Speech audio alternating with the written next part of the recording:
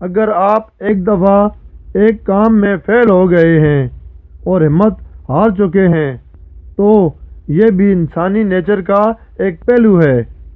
جہاں آپ اپنی خوشی کو سیلیبریٹ کرتے ہیں وہاں 2 دن غم زدہ ہو جانا بھی کوئی بڑی بات نہیں۔ زندگی میں ہم 24 گھنٹے کام کرنے یا خوشی کی تلاش میں دوڑنے یا گیو اپ نہ کرنے کے لیے ہی پیدا نہیں ہوئے، نہ ہی کوئی ذی روح ایسا کر سکتا ہے، کیونکہ یہ انسانی جبلت کے خلاف ہے۔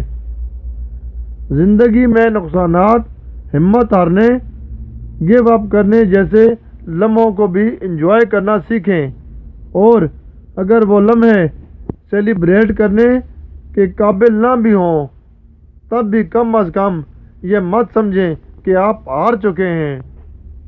تمہارے ارد گرد بسنے والے 90% لوگ جہاں آج کھڑے ہیں یہ اگلے سال بھی وہی کھڑے ہوں گے یا زندگی کو گزارنے کی دوڑ میں شامل ہو جائیں گے۔